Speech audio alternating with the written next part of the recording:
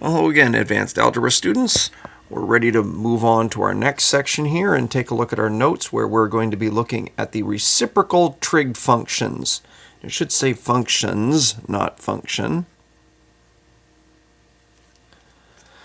So let's go ahead. The notes will be fairly short today, and we're just going to take a look at what we have here with these reciprocal trig functions. All right, so first, we're going to look at the secant.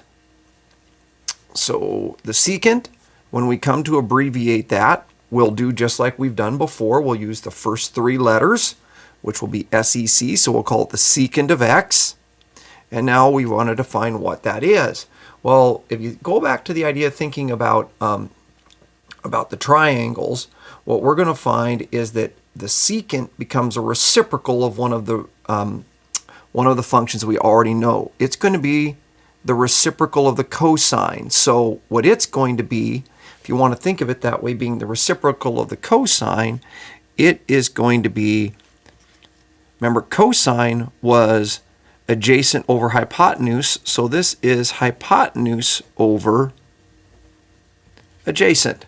So we can think of it that way. So we can either think of it as flipping our sides that we're comparing. So instead of adjacent over hypotenuse, it's now hypotenuse over adjacent. Or we can just think of it as being the reciprocal of the cosine. The next one we have is the cosecant. Now here we have a problem when it comes to name it.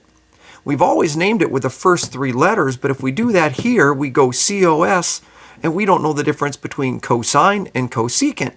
So we have to come up with something different than COS. So what we do here for cosecant is we basically pick the first three consonants. So we call it CSC. So when we see CSC, we know that means cosecant. And that's going to be the reciprocal of the sine. And since sine was opposite over hypotenuse, this just becomes the hypotenuse over the opposite. So that's our cosecant function. And then our final one is the cotangent. And as you might guess from its name, it's going to be, well, first off, its abbreviation is, we can go back to the first three letters, so we can do COT because we don't have COT for anything else yet. So the COT of x, the cotangent of x, is going to be the reciprocal of the tangent. So it's just going to be, because it's the reciprocal of the tangent, it ends up being the adjacent over the opposite. All right, now when we are going to be using these, we want to find exact values and we want to use our reference triangles. So let's take a look at how we're going to do this. So first, let's look at the special situations where no triangle is formed. So this is number 9, and it asks us to find the secant of negative pi. So once again, we have to know our radians. We have to know where this is. So if you really don't think radians well, you can always convert it to degrees. Multiply that by 180 over pi to get it to degrees, and you'll find that's the secant of negative 180 degrees. So we need to look at where that is. So negative pi, or negative 180 degrees, we start here on the positive x, we go in the negative direction, and we come around, and we are right here where we go straight out on the negative x-axis. Well, we know the coordinate there is negative 1, 0. So once again, this is the reciprocal of the secant is the reciprocal of the cosine. So we have to think of what is the cosine at this place. Well, the cosine would be given by our x-coordinate. In other words, our adjacent side is negative 1. Our hypotenuse is always 1, so it would be negative 1 over 1 or negative 1. It's just given by the x-coordinate there. So this will be the reciprocal of negative 1, or 1 over negative 1. The reciprocal of negative 1 is just still negative 1. So our secant of negative pi will be negative 1. Now if we go ahead and we look at another one, let's look at the cotangent of 3 pi over 2. So we have to know 3 pi over 2. So we start here, we come around, and we get to 3 pi over 2. We can convert that to degrees if we want to, but that's 1.5 pi, so the first pi takes us to there, and then the next half pi takes us to here. Here are our coordinates. We are at 0, -1. So when we think about the tangent there, the tangent is the opposite, or the y coordinate, or there's no, so the tangent would be undefined. So we have to be careful here, because this is one where we can't just say, well, tangent's undefined, so we just know the cotangent is also undefined. That's not the case, because remember, the cotangent is the adjacent over the opposite. Well, the adjacent is the x here, which is 0, and the opposite is the -1. But 0 over -1, that is defined, that's just 0. So the cotangent of 3 pi over 2 is 0. Now let's look at ones that don't end up right on one of the axes. So let's calculate the cotangent of -pi over 3. So what we have to do is we have to locate this and then create our reference triangles. So to locate this, we know -pi over 3 is going to be right here. So as I come here, I'm going in this direction, and I've got -pi over 3, which is 60 degrees. So this is a 60-degree angle right here, which means that I know this is 1, so this is the short side, this is radical 3, this is 2. So for the cotangent, I know it's going to be the reciprocal of the tangent. Well, or I could look up here for cotangent, it's adjacent over opposite. So in this case, the adjacent is 1, that's the x-coordinate. The opposite is this radical 3, but it's in the negative direction. So it's 1 over negative radical 3,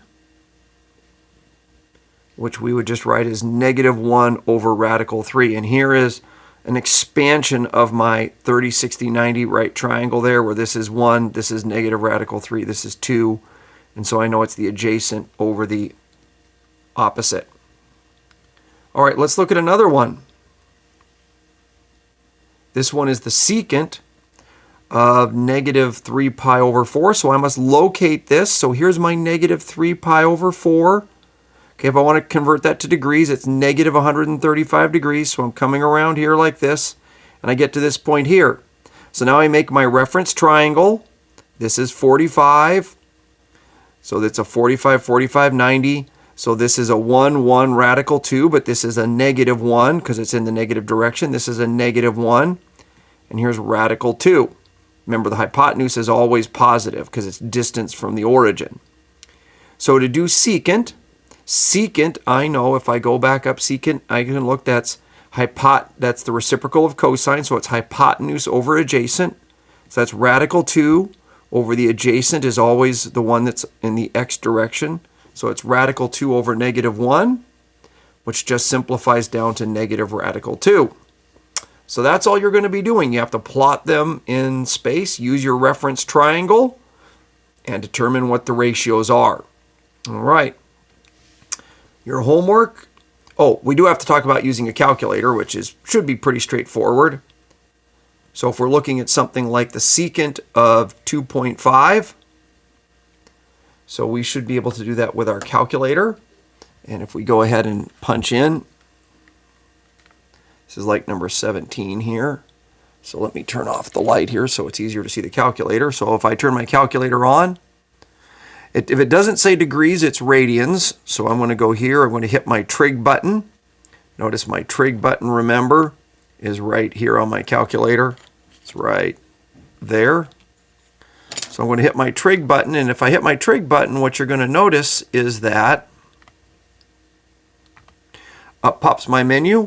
And I see that the secant is right there. So I hit secant, and I put in 2.5. And my calculator is in radians, so I'm okay.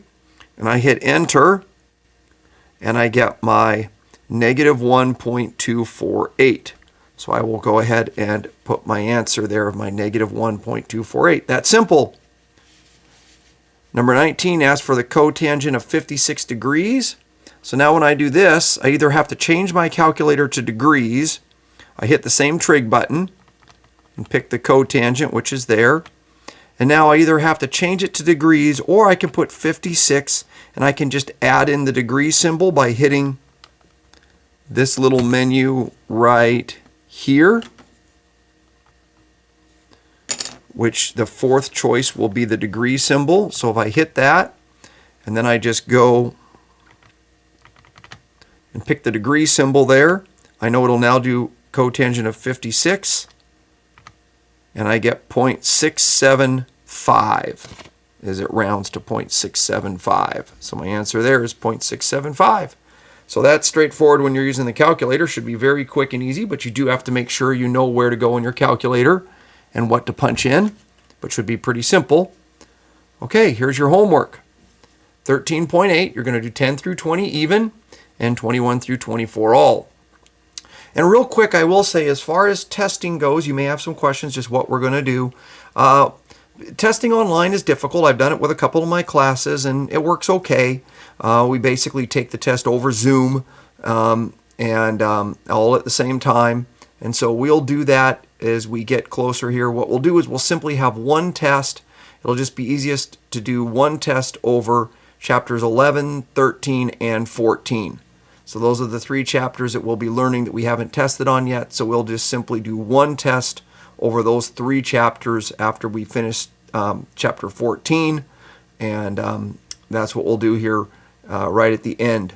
So we will be testing. Be aware of that. So keep working, making sure you're understanding these things. But we'll just simply have a single test that will just cover those last three chapters. Okay, hope you're doing well. And we'll plan on seeing you on our next video tomorrow.